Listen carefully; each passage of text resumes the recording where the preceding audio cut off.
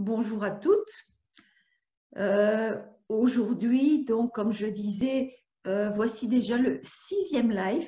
Oui, j'ai débuté juste après ou juste à la fin du confinement et je trouve que ça passe relativement vite. N'hésitez pas si vous avez des idées pour des prochains lives parce que je dois vous dire que quelquefois, j'épuise un peu mon répertoire et je ne sais pas toujours de quoi je vais parler. Donc, si vous avez des idées, n'hésitez pas, vous m'envoyez un petit message et vous me dites ce que vous aimeriez entendre parler, bien sûr, à propos du Feng Shui. Donc, bienvenue à toutes. Je vous remercie pour votre confiance, votre présence, parce que je sais qu'il y en a quelques-unes d'entre vous là depuis le début. Donc, merci beaucoup, ça me fait chaud au cœur. J'aime transmettre et donc c'est un plaisir pour moi de vous parler encore une nouvelle fois aujourd'hui du Feng Shui. Donc aujourd'hui, je vais vous dévoiler 4 des raisons qui font dire que certaines maisons sont maudites. Alors j'aurais dû mettre le mot maudite entre guillemets parce que parfois j'entends, et mon fils justement me parlait d'une maison que j'ai bien connue puisque je l'ai habitée il y a quelques années, il y a déjà bien quelques années maintenant, et on lui a dit que, ah tiens, cette maison-là, c'est une maison maudite. Il n'y a que des divorces ou des morts. Et moi, sur le moment, bon, j'ai un peu réagi, je me dis, tiens, ben oui, effectivement, enfin, des morts, il n'y en a pas eu des tonnes, il n'y en a eu qu'un seul. Dans toutes les anciennes maisons, on s'imagine qu'il y en a déjà eu plusieurs. Celle-là était relativement, enfin, récente, maintenant elle a une trentaine d'années. Mais c'est vrai que je ne me rendais pas compte que bon, les alentours, les personnes aux alentours parlaient de cette maison en ces termes. Alors que je peux vous dire que je n'aurais jamais rencontré de fantôme dans cette maison tout le temps que j'y ai habité. Donc on va découvrir aujourd'hui 4 des raisons qui font dire que certaines maisons sont maudites. Donc des maisons où on se dit qu'il y a des choses qui se reproduisent, des accidents qui se reproduisent, des faillites, des divorces, et ainsi de suite. Donc, une des raisons, c'est souvent une circulation d'énergie trop rapide à certains endroits. Et puis, il y a quelque chose que je vais vous dévoiler. Si vous utilisez l'école de la boussole, eh bien, ça ne vous sera pas utile parce qu'on ne peut utiliser que le karma de l'ouest de la maison qu'avec l'école de la forme, donc avec le Feng Shui occidental et la nouvelle conscience. Et puis, je vais vous parler de la psychogénéalogie du lieu qui entre en résonance avec la psychogénéalogie de ses occupants, des occupants de la maison. Et puis, ce qui peut être une des raisons aussi, c'est un niveau de conscience dans la maison qui est trop bas. Alors, on va commencer par une circulation d'énergie qui serait trop rapide. En Feng Shui, une circulation d'énergie trop rapide, on appelle ça une flèche de chat. Et donc, ça peut se trouver dans un long couloir où il y a une circulation d'énergie, une accélération de l'énergie. Imaginez quand vous montez sur l'autoroute, les autoroutes sont les plus droites possibles et donc on a tendance à accélérer. Eh bien, c'est la même chose dans votre habitation. Quand l'énergie passe la porte d'entrée et qu'elle est face à un long couloir très étroit, peut-être aussi, cette accélération d'énergie se fait peut-être aussi à cause des matériaux, à cause des couleurs qui sont utilisées, à cause des motifs qui sont sur les murs. Eh bien, on a affaire à une circulation d'énergie qui est trop rapide et qui peut directement déboucher sur un élément de cuisson, par exemple, donc qui représente l'élément feu, un four, un feu, une taque de cuisson, ou éventuellement sur un appareil qui est tranchant, un couteau, une série de couteaux, une trancheuse. Et on se rend compte que les personnes qui travaillent devant ce plan de travail, donc soit devant cette taque de cuisson ou qui vont pour ouvrir le four quand il y a un plat qui a été réchauffé et se blessent facilement, se brûlent, se coupent. Et donc, on dit qu'il arrive des accidents à répétition dans ce genre de pièces et on peut en déterminer que la maison est maudite. En fait, pas du tout. C'est que tout simplement, dû à cette circulation d'énergie trop rapide que l'on ramasse dans le dos, eh bien, on a des sortes de micro-inconsciences qui font, ou un stress assez élevé, qui font que l'on commet en fait, des bêtises, je vais dire, et que on se brûle ou on se coupe. Donc ça, c'est déjà une des premières raisons. La seconde, c'est le karma de l'Ouest dans la maison. Il faut vous dire que vous n'avez pas choisi votre maison par hasard. Vous l'avez choisie pour y vivre certaines expériences, pour dépasser vos blessures, vos freins, qui sont issus de soit votre vie intra-utérine dans le ventre de votre maman, que vous avez activé peut-être ces blessures pendant votre enfance, vous reproduisez peut-être le vécu de vos parents, de vos grands-parents, de vos ancêtres. Et donc, pourquoi répète-t-on des vécus de ses ancêtres? Tout simplement parce que ces traumatismes n'ont pas été digérés, n'ont pas été réglés. Et donc, il faut qu'un membre de la famille remette en action ces traumatismes, en fait, pour les régler une bonne fois pour toutes. Alors, vous me dites, mais comment déterminer le karma de l'Ouest dans votre maison? Donc, comme je l'ai dit pendant l'introduction, si vous utilisez l'école de la boussole, ça ne va pas pouvoir fonctionner. Pourquoi? Parce que dans l'école de la boussole, on place le bagua. Donc, je suppose que vous avez déjà entendu parler du bagua.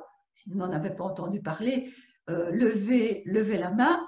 Mais c'est une carte symbolique, en fait, qu'on dépose sur le plan de votre habitation et qui sectionne l'entièreté de la maison, si c'est le bagua général, et dans le karma de l'Ouest, on utilise le bagua général, en différentes zones qui sont liées aux différentes fonctions, aux différentes fonctions de notre vie. Et donc, si vous utilisez le feng shui de la boussole, eh bien, vous savez qu'une zone de réputation est toujours au sud et qu'une zone carrière se situe toujours au nord. Donc, il n'y a pas moyen de délimiter un karma de l'Ouest. Tandis que si vous utilisez en fait l'école de la forme, vous venez placer votre bagua à partir de la porte d'entrée. Donc, si votre porte d'entrée se situe au milieu, comme on le voit ici sur le plan, sur le PowerPoint, eh bien, vous entrez donc dans la zone carrière.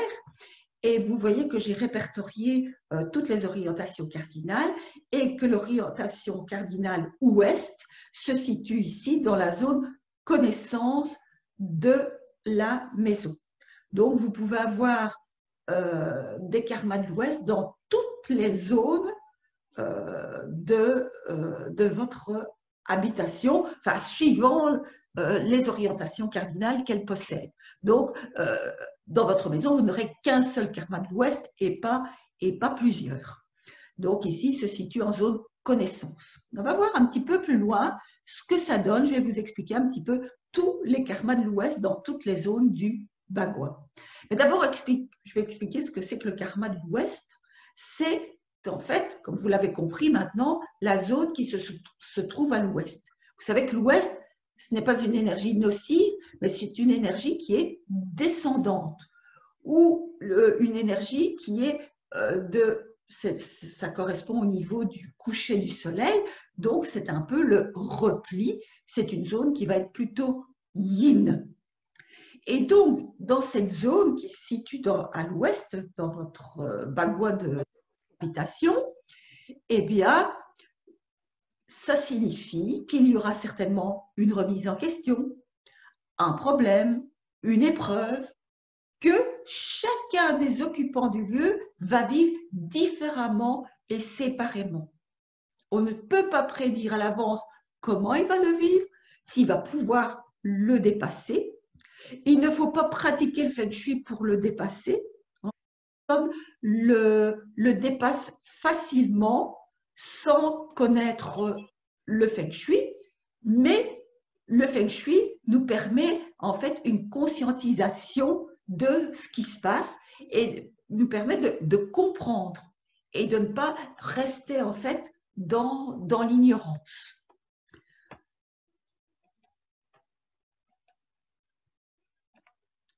Donc, je vais vous parler un petit peu ici. Ah, il y en a beaucoup qui arrivent. Voilà. Donc, le karma de l'Ouest, je vais vous parler du karma de l'Ouest en zone richesse tout d'abord. Donc, vous voyez ici que j'ai représenté un plan d'une habitation, donc avec le bagua général. Donc, le karma de l'Ouest se détermine sur le bagua général de l'habitation, donc sur le plan entier de la maison ou de l'appartement si vous habitez un appartement. Et donc, la zone richesse ici se situe quand on place par rapport à l'école de la forme, par rapport à la porte d'entrée. Et donc, vous l'avez dans le fond, sur votre gauche. Donc, quand on vit un karma de l'Ouest en zone richesse, eh bien, vous vous doutez bien qu'il va y avoir des remises en question du côté de la richesse. Donc, il va falloir revoir la façon de gérer son argent, son budget ou ses finances. Ça ne veut pas dire qu'on va tout perdre, mais ça veut dire qu'il faut revoir comment on gère son portefeuille. Et donc, il faut lâcher prise et éviter de tomber dans la peur. Ici, si je vous dévoile le karma de l'Ouest, ce n'est pas pour vous faire peur, c'est pour vous faire prendre conscience que vous pouvez dépasser ce fameux karma de l'Ouest et découvrir le cadeau de l'Est, dont je parlerai un peu plus loin. Alors, ce karma de l'Ouest, quand se met-il en place? Eh bien, il se met en place en général dans les 3 premières années où vous vous installez dans la maison.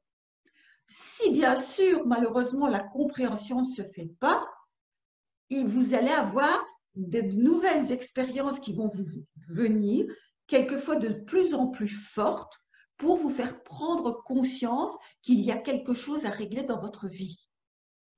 Donc, je ne fais pas de la voyance et je ne peux pas vous dire, tiens, vous allez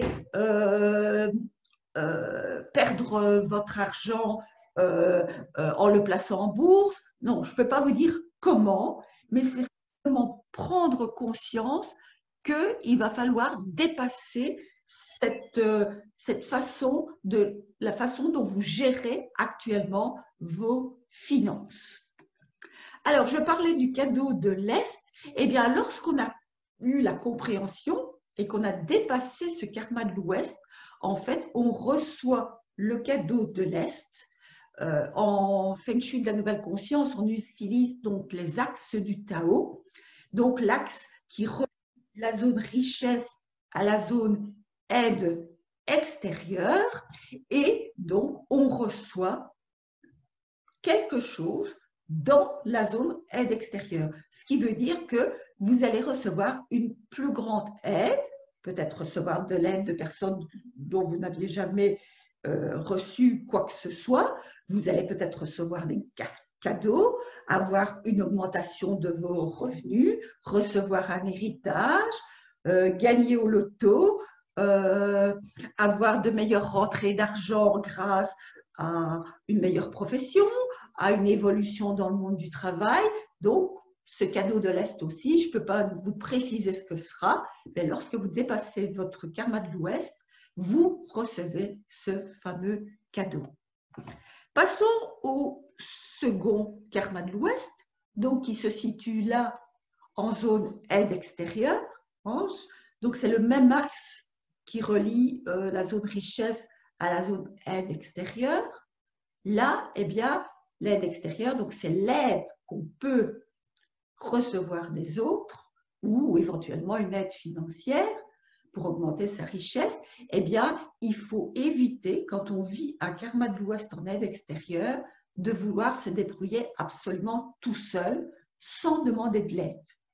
Je donne souvent l'exemple, quand je parle du karma de l'Ouest en zone aide extérieure, ce serait donc un patron d'une petite entreprise qui travaillerait seul et qui aurait une telle clientèle, qui aurait une telle demande de travail, mais qui voudrait absolument tout faire lui-même, sans recevoir, sans engager de personnel, tout simplement en donnant la raison que, en fait, maintenant, je vais payer trop d'impôts, je vais avoir des charges sociales, ça va me coûter trop cher.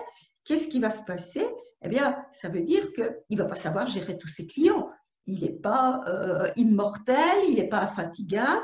Et donc, qu'est-ce qui va se passer à un certain moment? Soit il va passer en burn-out et il ne pourra plus travailler, et là, il va perdre toute sa clientèle. Soit il va y avoir des mécontents parce qu'il ne va pas pouvoir honorer ses rendez-vous. Et à ce moment-là, eh bien, c'est une perte de clientèle. Alors que s'il engage quelqu'un, du personnel, oui, éventuellement, il va devoir payer des impôts supplémentaires, il va devoir payer des lois sociales, eh bien, mais à ce moment-là, ses clients sont satisfaits. Et il pourra de nouveau encore augmenter sa clientèle. C'est un peu ça, le karma de l'Ouest en aide extérieure.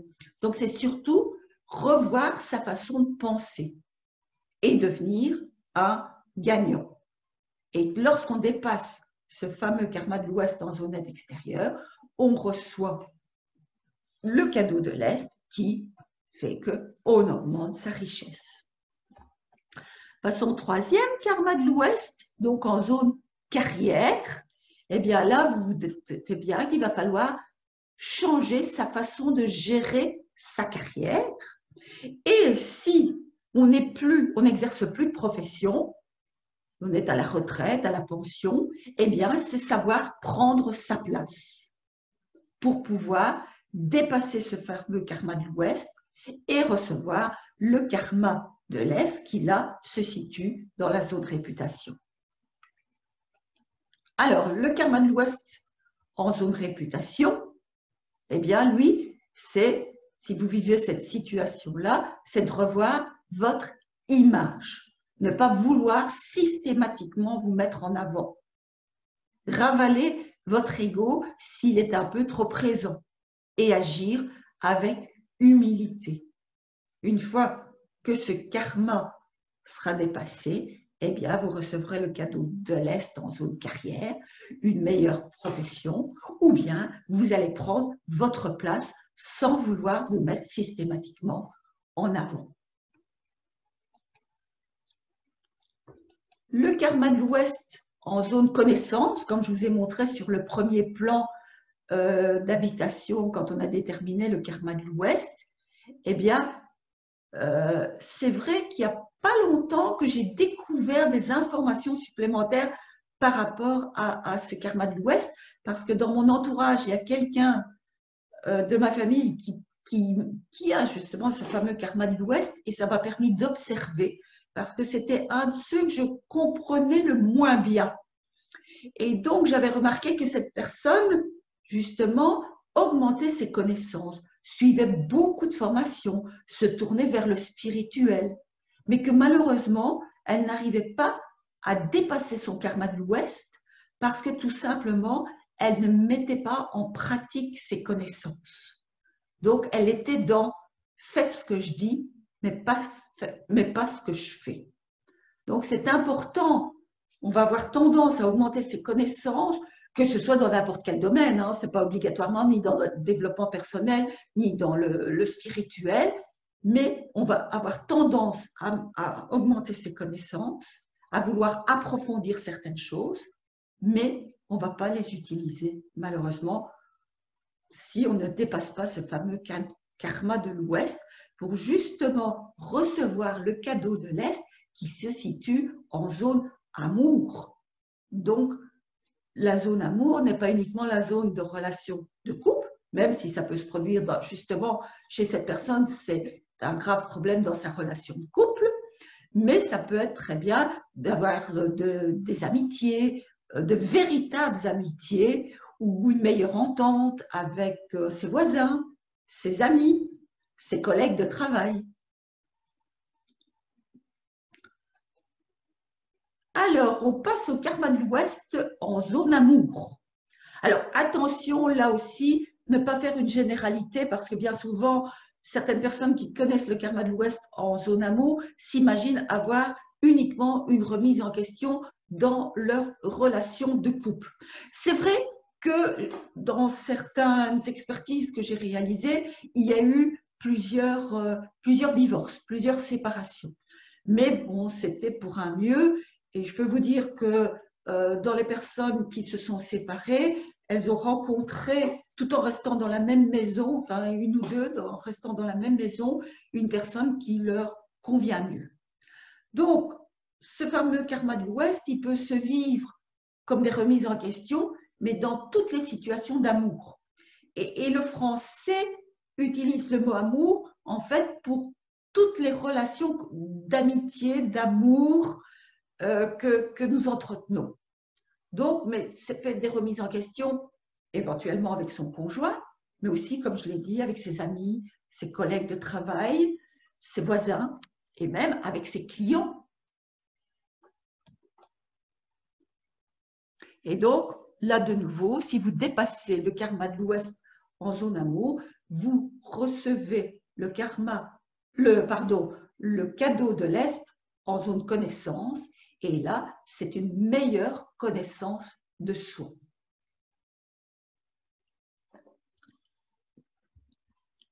Alors, passons au dernier karma de l'Ouest, enfin à l'avant-dernier karma de l'Ouest, qui se situe sur l'axe du temps.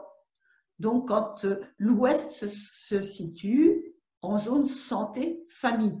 Cette zone, en fait, elle a deux noms, la santé et la famille. Et donc, elle peut se vivre sous deux conditions. Et pour chaque membre de la famille, différemment. Certains peuvent le vivre par rapport à la famille et d'autres par rapport à la santé.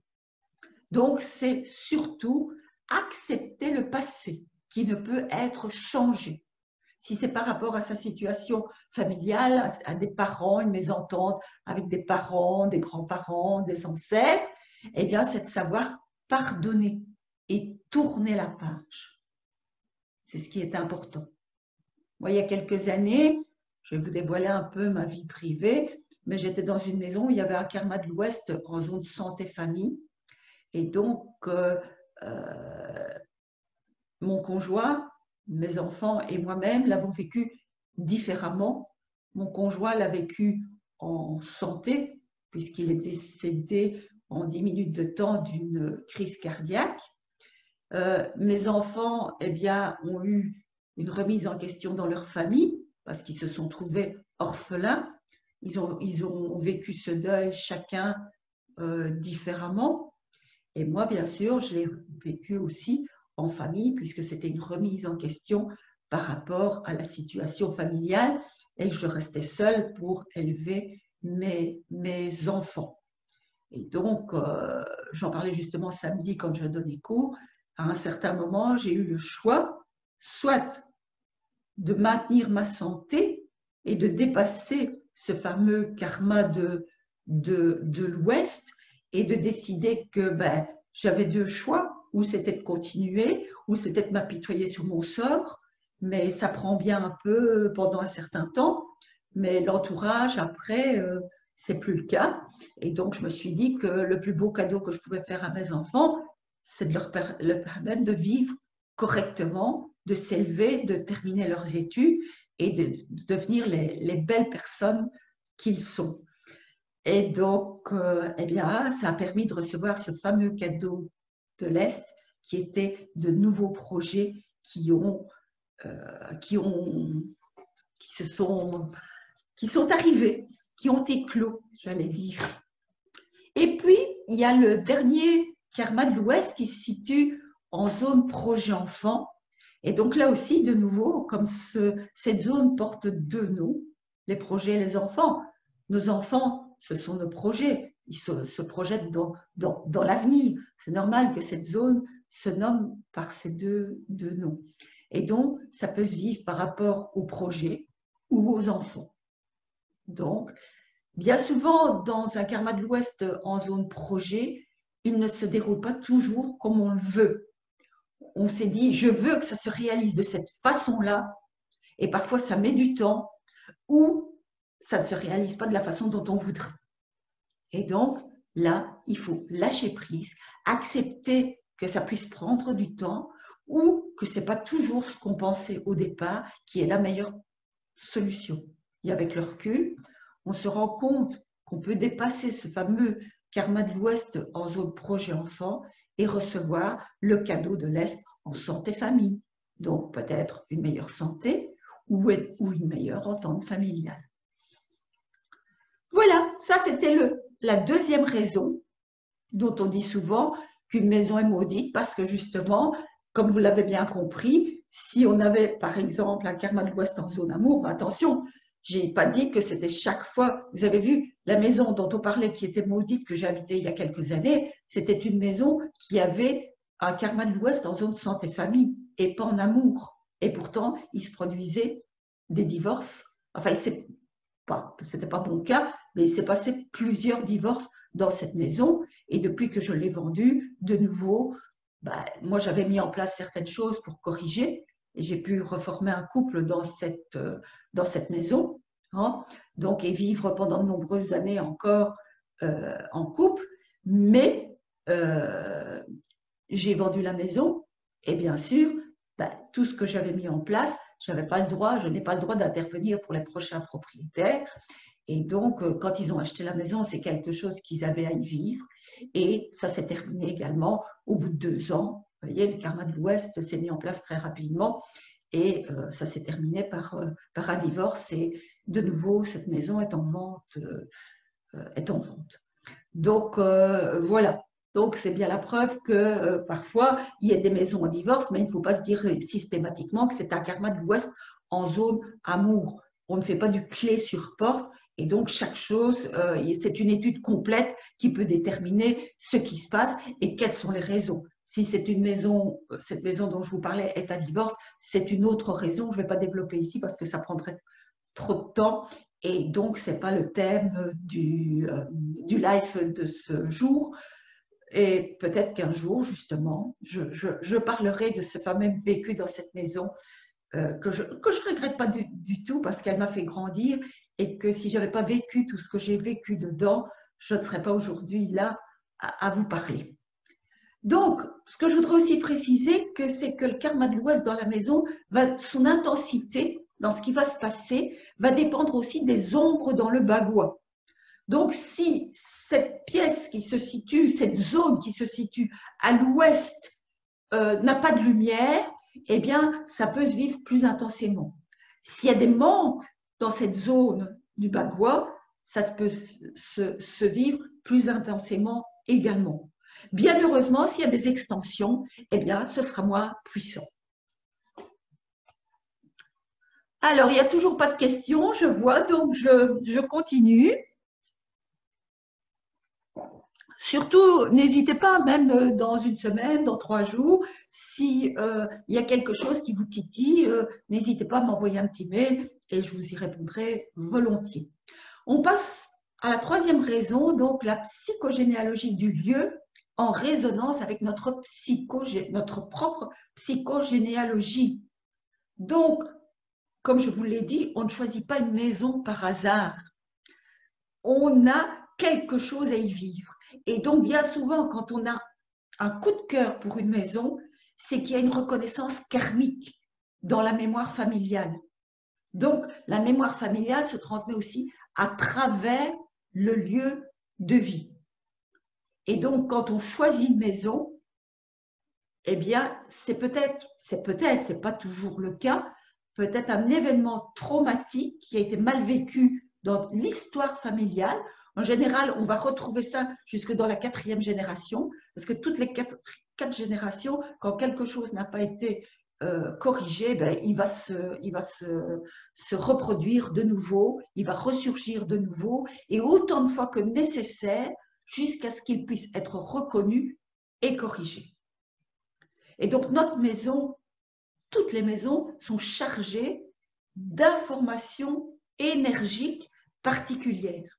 Et ce qui peut être parfois paradoxal, c'est que quand on est sur l'achat d'une maison, on va faire venir un expert pour vérifier la toiture, s'il y a des bonnes fondations, si l'électricité est bonne. Donc, on va vérifier tout ce qui est dans le monde physique et on ne va pas aller voir ce qui se passe dans le monde énergétique. Et on va souvent être réticent à faire appel à un expert Feng Shui pour établir un bilan de l'habitation et qui puisse nous renseigner sur ce qu'on va y vivre dans cette maison. Moi, j'ai l'occasion parfois de pouvoir, avec certaines personnes qui choisissent une nouvelle habitation, qui me transmettent en fait les différentes informations sur plusieurs maisons qu'elles ont visitées. Et à ce moment-là, je ne vais pas leur dire choisissez telle maison parce que ce n'en est pas mon droit. Chacun a des choses à vivre, des expériences à vivre, et c'est à lui de décider si oui, si c'est oui, ou si c'est non, s'il veut les dépasser ou pas, s'il a encore besoin de temps. Et je leur dis, eh bien, avec cette maison, vous allez vivre telle chose, telle chose, telle chose. Avec celle-là, vous pouvez vivre telle chose, telle chose. Bien sûr, je ne suis pas voyante, donc ça ne va pas être précis, mais je vais pouvoir dire dans quel domaine, comment pouvoir le surmonter. Et donc, à partir de ça, les personnes vont faire un choix et décider de ce qu'elles veulent vivre. Vous avez vu qu'on vit un karma de l'Ouest dans toutes les zones et que pour tout le monde, c'est à dépasser et pour tous les occupants du lieu. Donc, quelles sont les pistes pour découvrir ces traumas? Donc, si vous êtes à la recherche d'une maison, ou bien déjà, si vous habitez votre propre maison, ça peut être des pistes, eh bien, le nom de la rue donne des informations. J'ai relevé des noms de rues, par exemple, la rue des déportés, la rue de la Liberté, la rue Jean Jaurès, la rue du vainqueur. Je connais une personne, un politicien très très bien placé qui habite la rue du vainqueur. Il n'y a jamais de hasard. Alors il y a les lieux dits aussi, la Taco-Bois. Ben, je reviens encore à cette fameuse maison que j'ai habitée. Le lieu dit, c'était la Taco-Bois. Donc c'est la tac, mais on entend aussi l'attaque. Donc ça peut donner des pistes. Je connais aussi un lieu-dit qui s'appelle La Belle Femme. Pas loin de chez moi, il y a le Caillou Kibik. Puis il y a aussi des pistes avec le nom de la localité. Fayence, est-ce que c'est fragile? Liège. Tournai, donc ça fait penser un peu au moulin, parce qu'il y a beaucoup de remue-ménage dans cette ville. Et puis aussi le passé de la maison. Est-ce que c'est un ancien moulin? Je reviens encore avec ce moulin. Je connais une des copines de ma fille qui habite à Moulins, ben, je peux vous dire que ça remue beaucoup quand même. Ou bien habiter une chapelle. Pourquoi va-t-on choisir une maison qui est une ancienne chapelle? Quelles sont les raisons? Alors, on ne peut pas faire non plus encore de nouveau des généralités. Il faut aller voir dans l'histoire familiale, dans son arbre généalogique, pourquoi. Peut-être, je donne une simple piste, ça ne veut pas dire que c'est valable pour tout le monde, mais peut-être il y a peut-être quelque chose à te faire pardonner dans la famille. Pourquoi on habite une étable, une ancienne étable, hein? Et donc, la maison dans laquelle nous vivons ou avons vécu peuvent évoquer quelque chose de notre histoire familiale. Moi, j'ai vécu enfant dans une ancienne maison, un ancien relais de poste qui datait de 1604, où Napoléon avait logé. Donc, ça peut être une piste. Alors, il y a aussi, est-ce qu'il y a des disparitions d'hommes dans la lignée familiale? Ou alors se poser la question, pourquoi est-ce que j'ai choisi d'habiter la maison de mes parents, de mes ancêtres, de ma grand-mère? Alors certains vont dire, ben oui, mais c'est parce que je l'ai hérité. Oui, mais vous aviez le choix de la vendre ou d'aller y habiter. Donc vous avez fait un choix et il y a une raison. Il y a un besoin inconscient qui est là et qui est à découvrir. Alors, on va passer aussi à la quatrième raison, qui est en fait un niveau de conscience trop bas dans votre habitation. Alors, pour ceux qui ont fait le défi pendant le confinement, j'avais fait un défi de 5 jours pendant le confinement, eh bien, j'avais expliqué que on vit à un certain niveau vibratoire qui peut aller en fait dans le monde physique de 1 à 5. Le 1 correspondant au niveau de survie, le niveau 2 comme où beaucoup de monde habite dans le métro boulot dodo, le niveau 3 qui est le niveau où on a déjà des projets, et puis le niveau 4 là, oui, c'est un niveau vibratoire beaucoup plus élevé, c'est un niveau où on est souvent, je ne vais pas dire tout le temps, connecté à son intuition. Et puis on passe au niveau 5, hein, qui sont les hauts lieux vibratoires comme le Mont-Saint-Michel, par exemple, certaines églises. Ce n'est plus le cas de toutes les églises. Donc, vous avez, et si vous voulez, je vous enverrai, ou alors je peux vous le mettre dans je suis en train de le copier dans le chat. Voilà. Où est-ce que je peux le trouver? Poum, poum, poum. Je ne le trouve pas. Est-ce qu'il y a quelqu'un qui pourrait lever la main? Ça me permettrait peut-être de le trouver et je vous mettrai le lien. Si pas, je peux vous l'envoyer. Alors, et comme ça, vous pouvez tester à quel niveau. Ah, c'est gentil, merci. Voilà. Je vais le coller. Voilà. Ah, tiens, ça n'a pas l'air de fonctionner. Je regarde encore une fois. Je ne suis pas encore douée pour ça.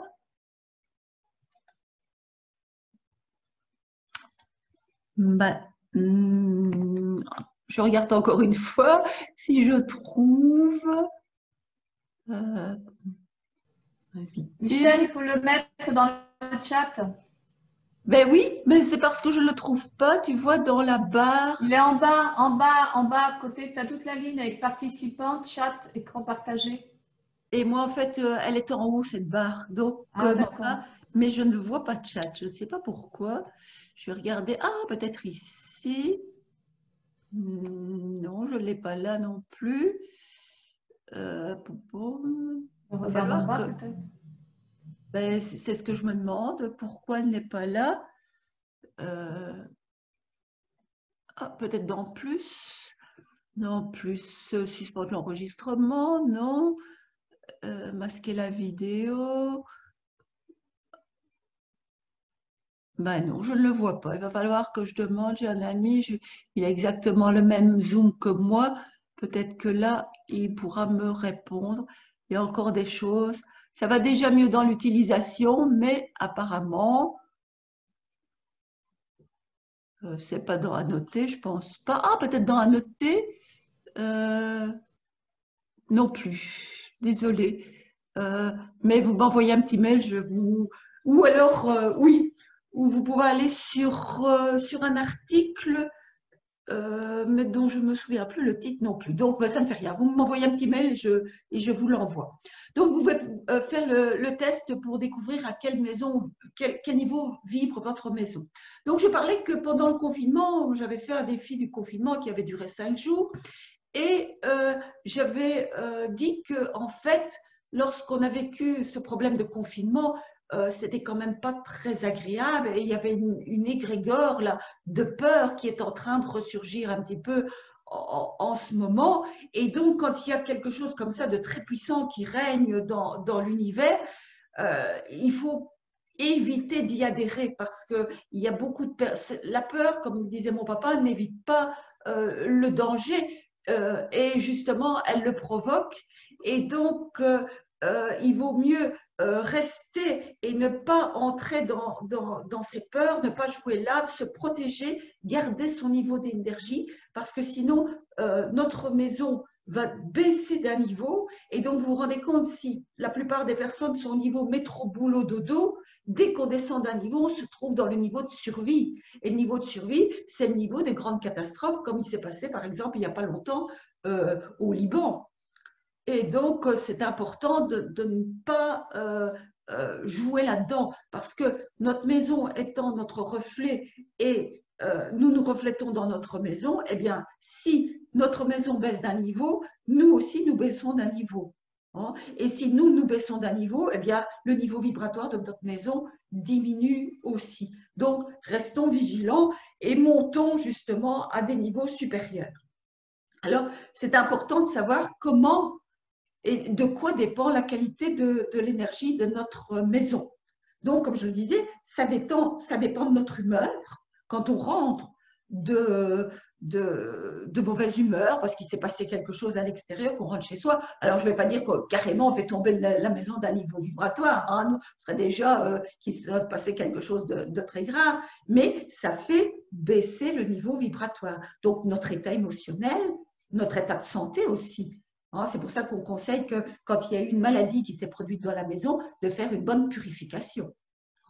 Donc, les personnes qu'on a rencontrées aussi, ou les personnes qui viennent chez vous et qui sont chargées d'une mauvaise énergie, les émissions que l'on regarde, pour le moment, quand on voit la télévision et qu'on voit les nouvelles, on nous répète sans cesse les mêmes choses. Je sais, il faut rester vigilant. Je sais qu'il y a des personnes à qui il faut répéter souvent d'être vigilant et de prendre toutes les précautions, mais ça ne sert à rien d'entraîner la peur. Ça ne va rien. Au contraire, quand on est dans la peur, on attire des énergies de peur et on attire la maladie. Donc, restons vigilants. Faisons tout pour que notre niveau vibratoire reste constant et au contraire augmente. Donc, les lieux aussi que nous fréquentons peuvent faire baisser notre niveau vibratoire et quand on rentre à la maison, ça rentre en interaction. Bon. Il y a les lieux, par exemple, des gares, des supermarchés qui vendent des produits de basse qualité font baisser notre niveau vibratoire. La nourriture, le type de nourriture que l'on consomme fait soit augmenter ou diminuer notre niveau de vitalité, notre taux de vitalité. Et aussi, on ne se rend pas compte, mais la façon dont nous nous habillons.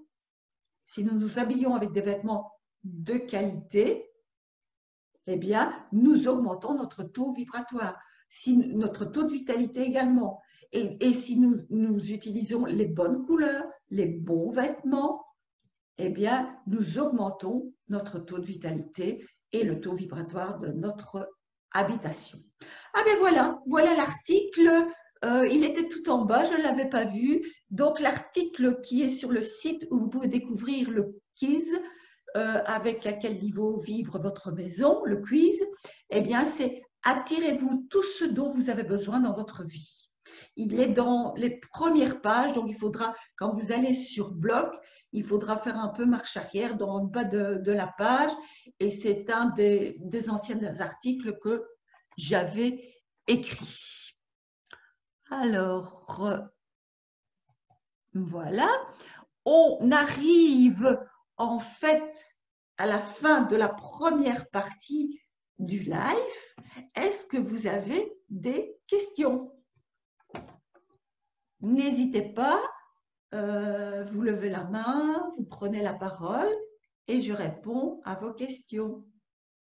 Dans la deuxième partie du live, je vais répondre aux questions qui m'ont été envoyées pendant le mois. Apparemment, tout a été bien compris. Alors, il y a d'autres raisons, mais ici, je voulais, dans le temps que l'on a qui est imparti, vous, justement, 4 raisons qui étaient importantes et qui font dire que des maisons sont maudites, sont hantées, des maisons où il y a des accidents à répétition. Eh bien, ce n'est pas toujours le cas, ce qui veut dire aussi qu'en fait, on peut toujours rectifier.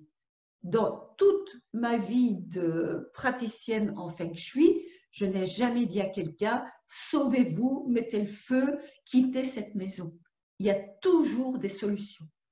Et j'aime bien répéter la phrase du Dalai Lama qui dit que quand il y a une problématique, c'est qu'il y a une solution. Sinon, il n'y aurait pas de problématique. Voilà, apparemment, il n'y a pas de questions, donc on va passer à la deuxième partie du live. Je voulais vous rappeler que je fais des expertises, bien sûr. Les prochains ateliers avant la fin de l'année, le 31 décembre, je n'ai pas encore préparé tous mes ateliers pour l'année prochaine, pardon, je suis un petit peu en retard. Donc, les prochains ateliers auront lieu à l'espace IG, à Perouet, en Belgique, juste à la frontière. Donc, le 7 novembre, c'est un samedi après-midi, de 13h30 à 18h30, c'est réaliser votre tableau de visualisation Feng Shui. Alors, on parle souvent de tableau de visualisation et tout le monde me dit que ça fonctionne très bien. Eh bien, le tableau de visualisation, c'est encore un petit plus. Parce que quand on réalise un tableau de visualisation, je vois qu'il y a des questions, je pense, mais voilà. Eh bien, oui, voilà, j'ai les questions, je vais y répondre juste après. En fait, on le réalise souvent avec ses blessures, ses freins, et ça ne se réalise pas toujours ou pas suffisamment bien. Et donc, dans cet atelier, on va découvrir que, il y a moyen de le faire autrement, de passer en fait dans une méthode alchimique qui transforme le plomb en or. Et je serai accompagnée de ma fille qui est une designer textile et donc qui aide à en faire un tableau qui soit décoratif, beau à voir, esthétique et que l'on puisse installer chez soi. Et puis j'explique aussi comment bien utiliser son tableau pour que ça fonctionne. Alors, je termine les ateliers puis je réponds aux questions. Et alors, il y a aussi 3 mardis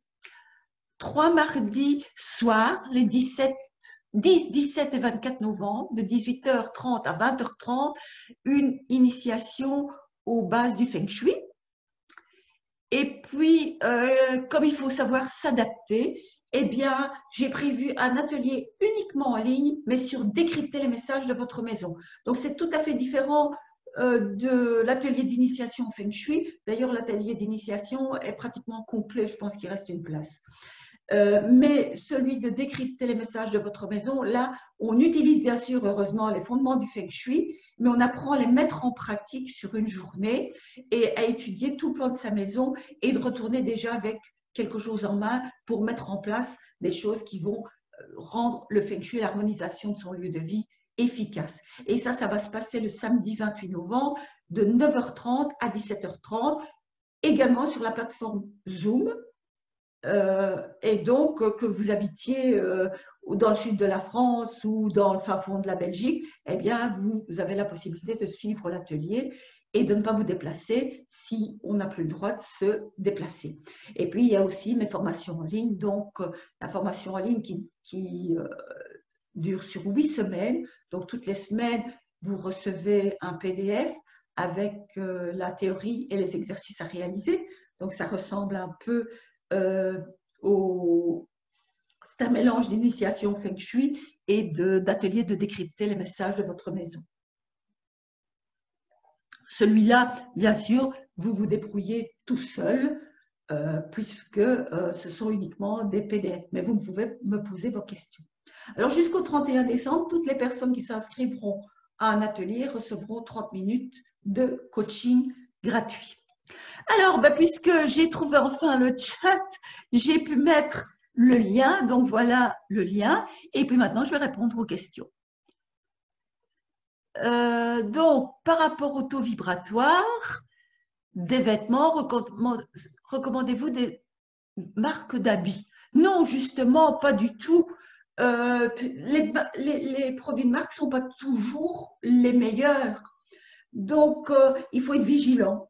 Où ça a été fabriqué, dans quelle matière, parce que la matière est importante, et par qui. Si imaginez-vous que si ce sont des vêtements qui ont été fabriqués par des gens qui ont souffert, qui ont du mal, qui gagnent peu, qui ne sont pas rémunérés à leur juste valeur, eh bien, malheureusement, ces vêtements ne sont pas imprégnés d'une bonne énergie.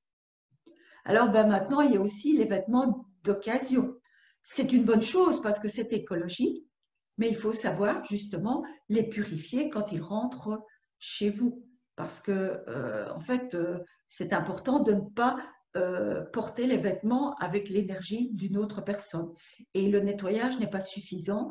C'est peut-être justement d'aller y ajouter des huiles essentielles ou de les passer dans la fumée d'encens ou de joindre des huiles essentielles à une lessive, ou alors pour les personnes qui pratiquent par exemple le Reiki, de justement purifier de cette manière-là. Ah oui, et la deuxième question, c'est je voulais savoir s'il y a une marque spéciale pour augmenter. Ah, une marque spéciale pour augmenter son taux vibratoire, une marque de vêtements. Non, non. Ça pourrait être aussi de justement faire vivre des artisans, parce que là, les gens qui travaillent avec passion, hein, eh bien, transmettent à tous ces vêtements, à tous les objets, une énergie fantastique. On doit, dans l'époque que l'on vit, je pense qu'on doit revenir à l'essentiel. C'est pas important de posséder beaucoup, mais c'est de posséder des choses de bonne qualité et des choses, des objets, des vêtements qui augmentent notre niveau vibratoire. Par exemple, moi j'ai acheté un sac en cuir, donc en produit naturel, même si c'est en fait la peau d'un animal mort, mais une fois que c'est transformé en feng shui, ça n'a plus une connotation de mort, et c'est fait avec les déchets de cuir. Moi, je trouve qu'ils sont très beaux, on peut les garder très longtemps, et c'est fait par des artisans et des personnes qui, normalement, je l'espère pour ces fameux artistes et artisans, soient payés à leur juste prix. Et donc, ce sont des sacs quoi qu'ils soient n'importe lesquels, mais qu'on peut garder, des sacs de qualité qu'on peut garder pendant des années. Alors, je vois aussi une autre question. Mes voisins fument beaucoup le cannabis et les cigarettes. C'est vrai que ça fait baisser le taux vibratoire. Alors, ça dépend un petit peu comment sont vos voisins. Si vous habitez un appartement et que les cloisons sont très fines, ils auront beaucoup plus d'impact sur votre niveau vibratoire. Par contre, si vous habitez une maison et que vos voisins, leur maison n'est pas collée à la vôtre, eh bien là, il y aura moins d'impact. Alors, je donne toujours un petit truc. Ce n'est pas quelque chose de fait dans la méchanceté, mais j'explique de placer un miroir face réfléchissant contre votre mur, donc le mur entre vous et les voisins, la face réfléchissante du côté des voisins. Et donc, on ne leur renvoie pas une méchanceté, on leur renvoie leur propre nocivité. Et je donne souvent cette information quand des voisins sont bruyants, parce que je ne peux pas dire qu'il y a une seule personne à qui j'ai donné cette information, ça ne se soit pas produit. C'est que quand les voisins sont trop bruyants et que leur pose le miroir comme ça, eh bien, ils diminuent le volume. Et donc, on leur renvoie. Et donc, ici, ce sont des personnes qui sont dans la dépendance, hein, parce que ce sont des personnes qui vivent, en fait, qui sont dans des niveaux vibratoires de survie et qui vivent dans la dépendance. Elles ont certainement de bonnes raisons. Elles ont ces expériences-là à faire dans cette vie-ci. Eh bien, il faut leur renvoyer leur propre mal-être et ne pas le vivre. Et ce que vous devez faire aussi, c'est faire souvent des purifications chez vous. Plus vous renouvelez, donc c'est au moins tous les 6 mois, dans ces cas-là, de faire une purification complète, mais entre-temps, de purifier avec des huiles essentielles. Moi, j'ai des diffuseurs d'huile essentielle chez moi, un peu partout, sur des programmateurs, et donc ils se mettent en route à certains moments de la journée. Et donc, si vous allez travailler, bien, une demi-heure avant de rentrer, vous pouvez faire que le diffuseur se mette en route et quand vous rentrez, vous arrivez dans une atmosphère qui est purifiée. Alors, aujourd'hui, je ne vais pas parler de la différence entre l'encens et des huiles essentielles, mais l'encens, c'est plutôt yin. Donc, si vous êtes dans une ambiance studieuse de travail, ne diffusez pas de l'encens, ne brûlez pas de l'encens, mais diffusez plutôt des huiles essentielles, parce que les huiles essentielles, c'est plutôt yang. Donc, l'encens va purifier et favoriser plutôt le calme, le yin. Les huiles essentielles vont plutôt purifier et favoriser le yang. Alors, ah oui, c'est au-dessus sont très bruyants et agressifs, c'est les voisins du dessus. Ben oui, vous pouvez mettre un miroir orienté vers le plafond. Moi, je dis toujours, ça ne doit pas être vu. Il suffit de le déposer au-dessus d'une armoire. Hein, vous posez simplement le miroir au-dessus de l'armoire. Moi, j'avais un ami qui était comptable, qui est tout à fait cartésien et pas du tout ouvert au feng shui, mais qui en avait vraiment marre de ses voisins qui faisaient vraiment beaucoup de bruit. En plus, le bâtiment, c'était lui qui leur louait et donc la cloison était très fine. Et donc, il a placé, il n'avait pas de miroir, il a été chercher des rétroviseurs de voitures qu'il avait dans son garage et il les a disposés derrière sa bibliothèque. Et en fait, il y a eu, malheureusement pour les voisins, mais c'était peut-être une bonne solution, une énorme dispute et le couple s'est séparé. Donc, le monsieur est parti et c'est peut-être que ces personnes devaient se séparer et que c'était le bon moment pour qu'ils se séparent. Et puis, la dame a prévenu son propriétaire, donc qui était mon ami et qui est comptable, et elle a dit qu'elle n'avait pas suffisamment les moyens pour continuer à louer le bâtiment et donc elle est partie et il a pu louer à d'autres locataires. Voilà, donc tout est bien qui finit bien. Plus d'autres questions? De toute façon, je vais passer aux questions aussi. Je vais boire un peu d'eau.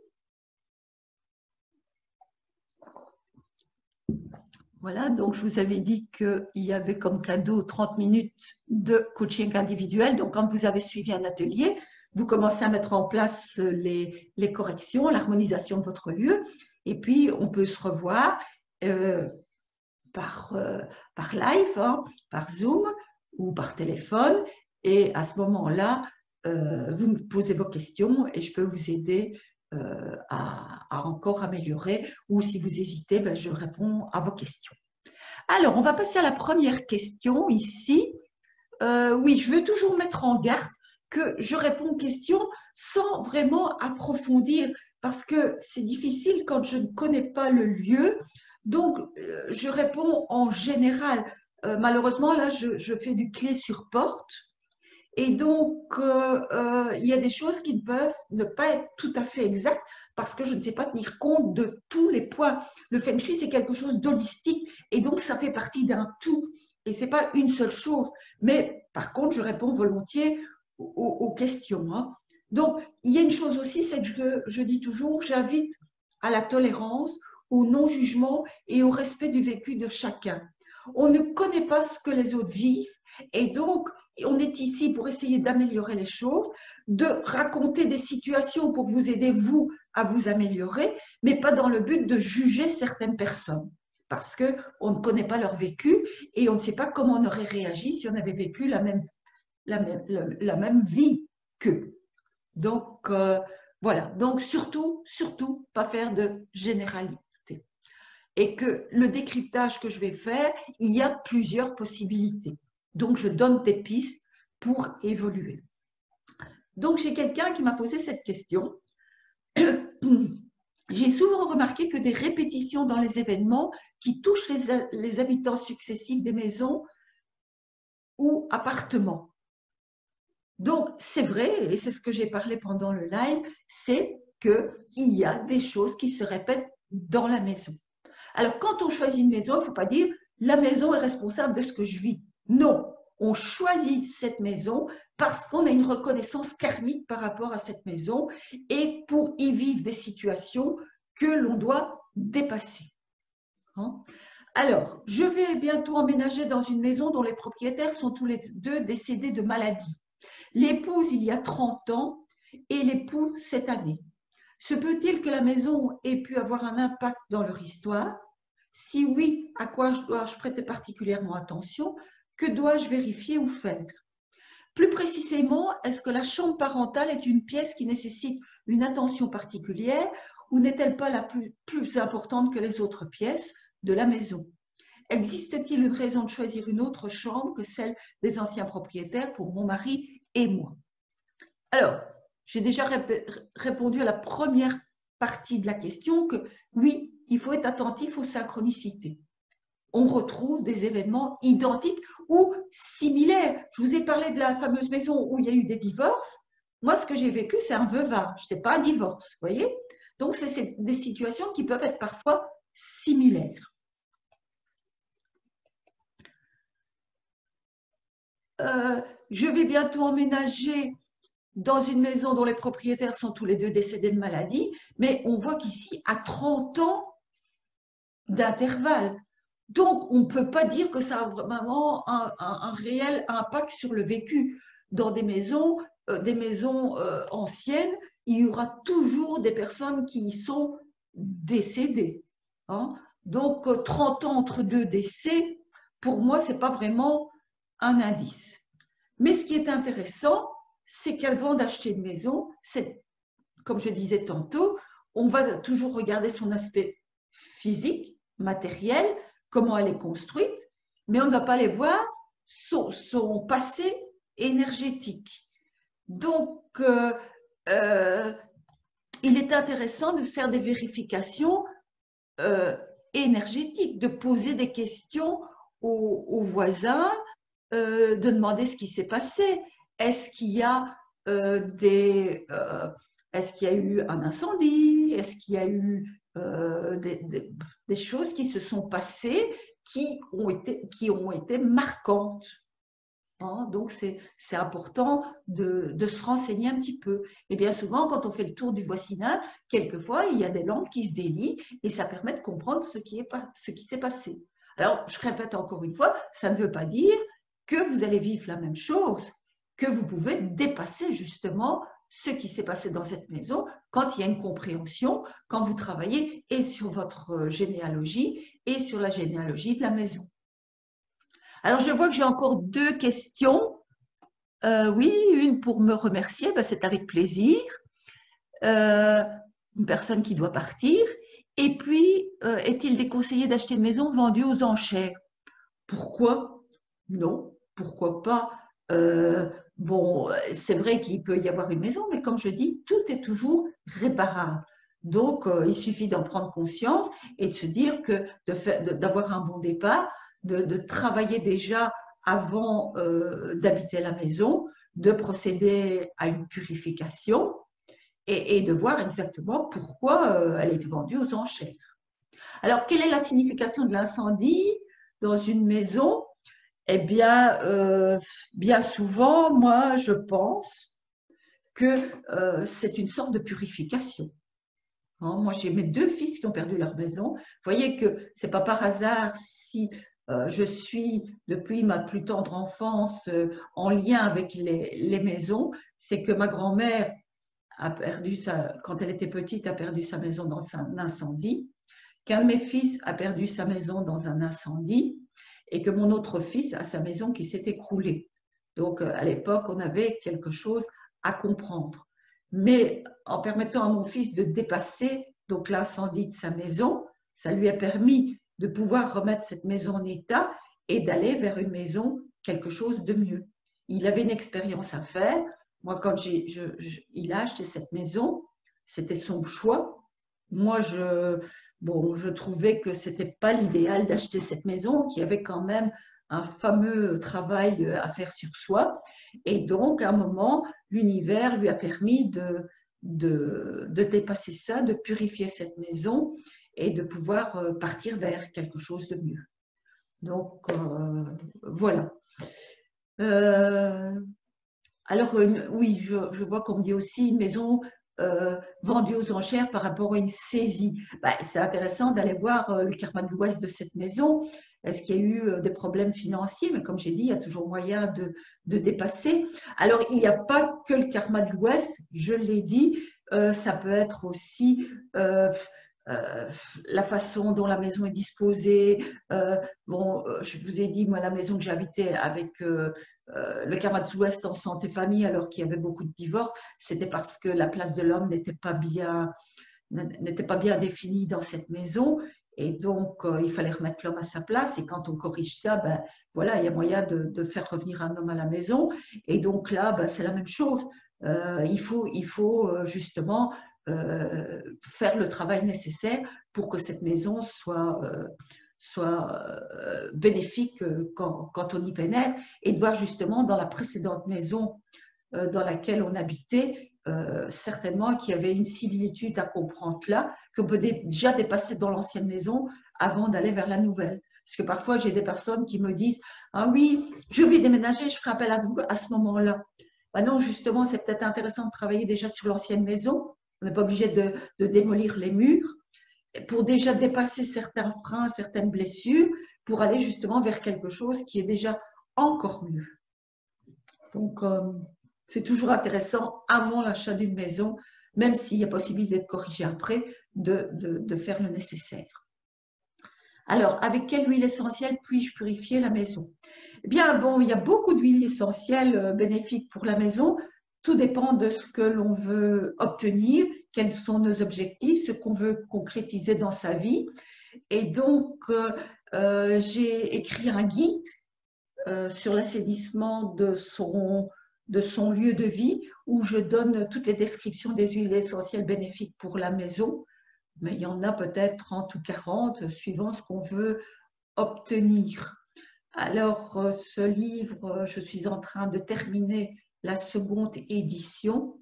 Il est maintenant chez l'illustrateur pour la couverture et quelques schémas. Donc, début de l'année prochaine, ce sera la nouvelle édition, mais l'ancienne édition est toujours en vente, soit sur mon site ou sur Amazon. Voilà, je pense que j'ai répondu ici aussi aux questions dans le chat. Je continue.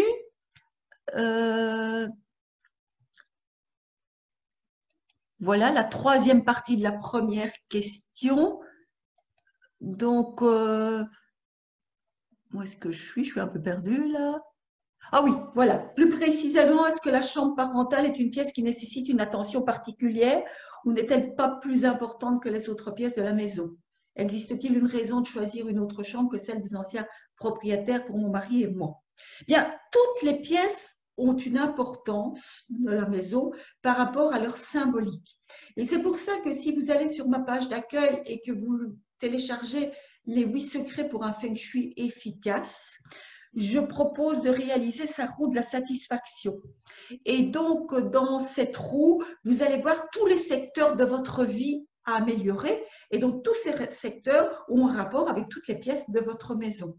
Donc, si vous êtes sur la chambre, la symbolique, c'est la relation de couple. Donc, si vous avez besoin de travailler la relation de couple, bien, ce sera plutôt dans la chambre que vous travaillerez. Par contre, si c'est la zone santé, eh bien, il faudra peut-être aller voir soit dans la cuisine, parce que la cuisine, la symbolique, c'est la santé, c'est la transformation des aliments, c'est une sorte d'alchimie aussi, de transformer des matières premières en des nourritures saines. Donc, voilà, même si je suis 30 ans d'intervalle, comme je l'ai dit tantôt, ce n'est pas un indice pour une maison. Voilà. Alors, oui, j'en ai parlé, je travaillais sur les 2 habitations. Ben oui, qu'on répète les expériences tant qu'elles ne sont pas dépassées. Alors, choisir une autre chambre que celle des anciens propriétaires, pourquoi pas? Pourquoi pas? C'est intéressant de voir qu'est-ce qui vous attire.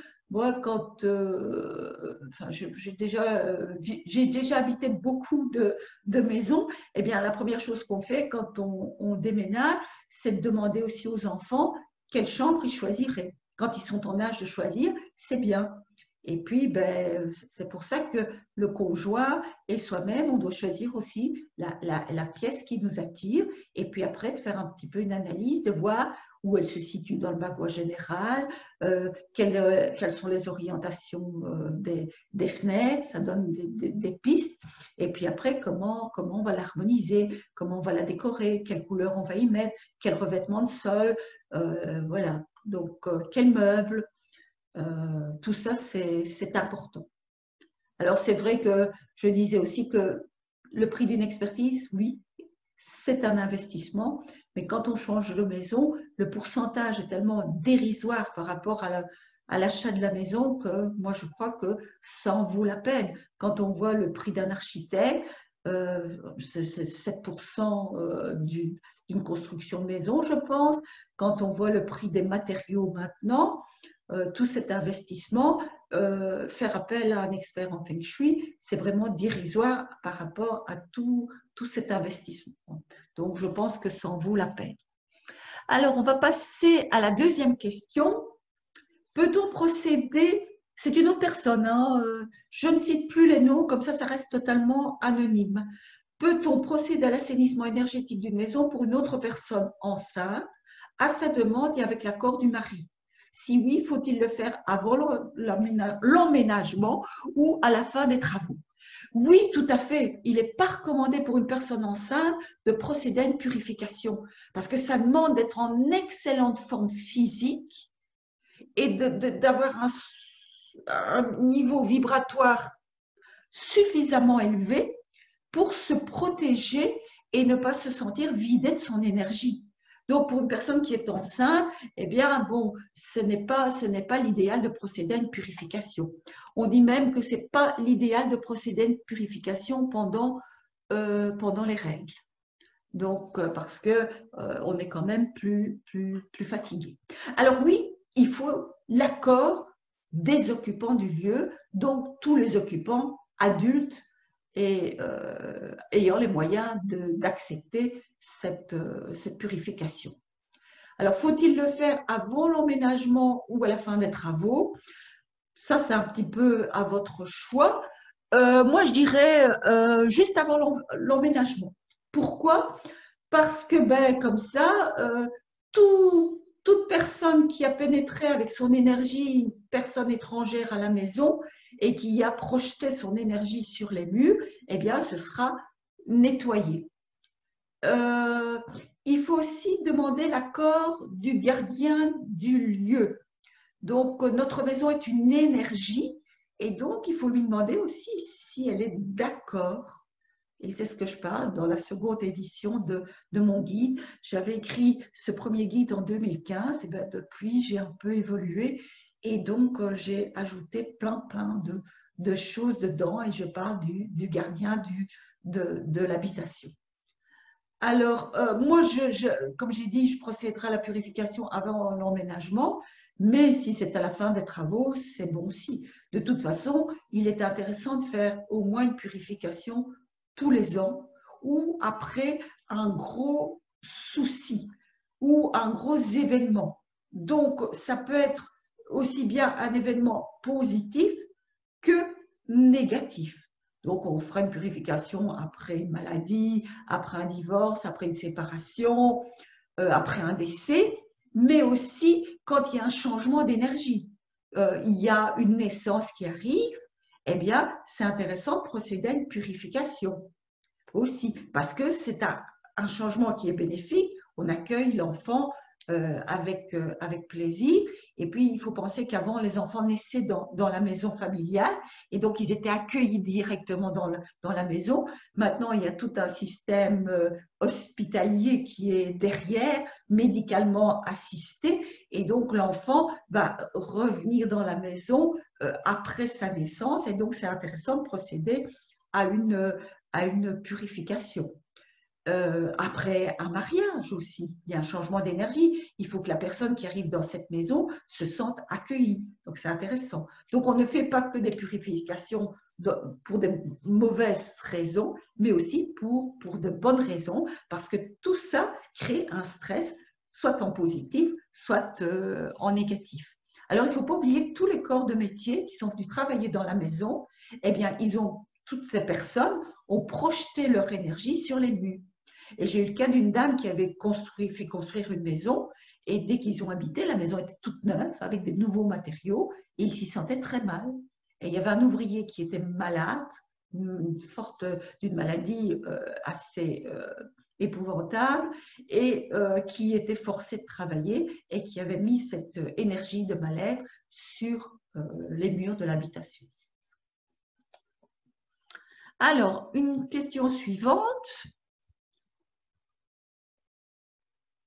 Y a-t-il des zones de la maison à éviter pour implanter une cheminée? Si oui, que faut-il faire si un poêle à bois ou à pellet est déjà situé dans une zone défavorable? Oui, la zone santé-famille, en fait, est une zone qui est en lien avec l'élément bois. Donc, normalement, si vous lisez un livre de Feng Shui, on va vous dire, si vous mettez du feu dans une zone bois, le feu épuise le bois. Moi, je dirais, si vous avez déjà un poêle qui est installé dans une santé-famille et que vous n'avez pas de problème de santé, de problème d'inflammation, eh bien, ne faites rien. Par contre, si vous êtes sujet aux inflammations, évitez de placer le poêle dans une zone santé-famille. Ensuite, au centre du Tao, c'est pas recommandé d'installer tout élément feu parce que c'est le centre d'équilibre de la pièce, c'est l'ensemble de toutes les zones. Et donc, c'est à éviter. D'ailleurs, et j'en parlerai juste au slide d'après, puisqu'on arrivera bien vite encore aux fêtes de fin d'année. Attention, si vous installez des bougies sur votre table, ne jamais mettre de bougies au centre de la table. Le centre de la table, c'est le centre du Tao. Et ce n'est pas l'idéal d'introduire l'élément feu. Alors, que faire si il y a déjà un poêle qui est installé? Eh bien, on va travailler avec les éléments. Donc, en fait, comme j'ai dit, entre le bois et le feu, donc il y a un cycle réducteur. Donc, le feu épuise le bois, puisque le bois, en brûlant, devient du feu, et donc il n'y a plus de bois. Donc, c'est ce cycle qui est réduit. Et donc, il va falloir venir mettre entre les deux un élément qui va justement rectifier le cycle constructeur. Et donc, on peut mettre l'élément terre, puisque la terre épuise le feu. Donc, on va, par exemple, si c'est une cheminée, eh bien, on va plutôt faire une cheminée en pierre, en briques. Si on n'a pas la possibilité d'installer ça, eh bien, on va venir mettre des éléments terre près de la cheminée, ou on va peindre le mur d'une couleur terre. Alors, on peut utiliser un autre élément, mais moi, je trouve que c'est plus agressif que de venir introduire l'élément terre. On peut introduire l'élément eau, puisqu'on dit que l'eau éteint le feu. Moi, je trouve ça beaucoup plus agressif que l'autre. Mais ça, on peut aussi introduire l'élément eau dans cette zone. Voilà, je pense que j'ai répondu à toutes les questions. Est-ce qu'il y a encore d'autres questions? Oui, je vois qu'il y a encore une question. Voilà, et donc, en fait, il n'est pas marqué chat sur mais il est marqué conversation. Mais c'est peut-être ça que je n'ai pas su trouver l'onglet. Voilà, mais je pense que j'avais répondu à toutes. Ah! Est-ce qu'il y a encore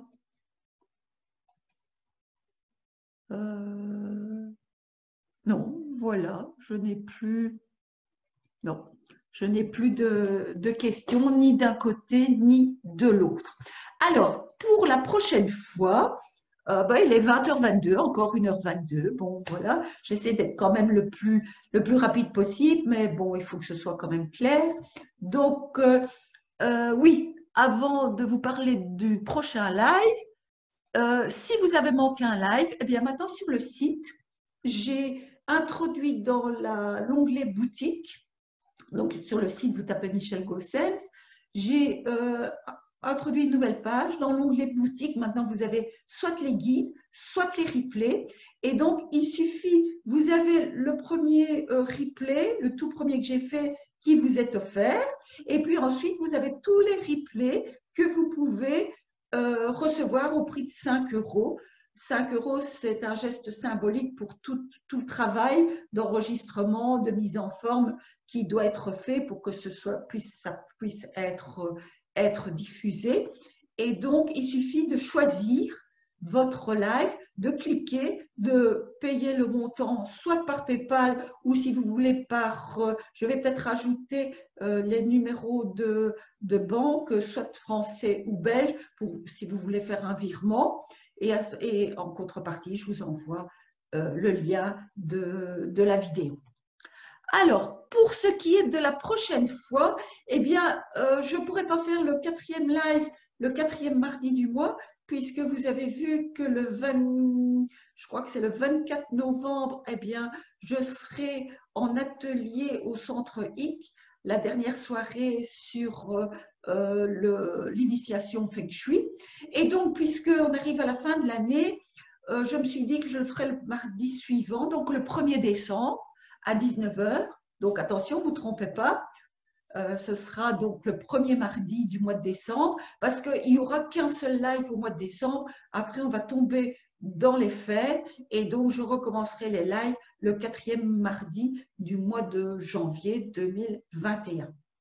Alors, je vais faire quelque chose d'un peu plus dans l'ambiance des fêtes de fin d'année. Et donc, pour le 1er décembre, vous aurez encore tout le temps de trouver tout pour une table de fête Feng Shui. Et donc, je vous parlerai de 5 idées originales pour créer une table de fête Feng Shui, ce qui vous permettra de fêter des fêtes de fin d'année harmonieuses, même si le nombre de personnes est réduit. Voilà, je vous remercie de votre écoute. Merci beaucoup de m'avoir suivi jusqu'au bout. Ça me fait chaud au cœur de transmettre tout ça. Surtout, n'hésitez pas, si vous avez des questions, c'est avec plaisir que j'y réponds. Et puis, préparez aussi vos questions pour le prochain live. Et je vous dis à tout bientôt, avec plaisir. Merci beaucoup. Au revoir.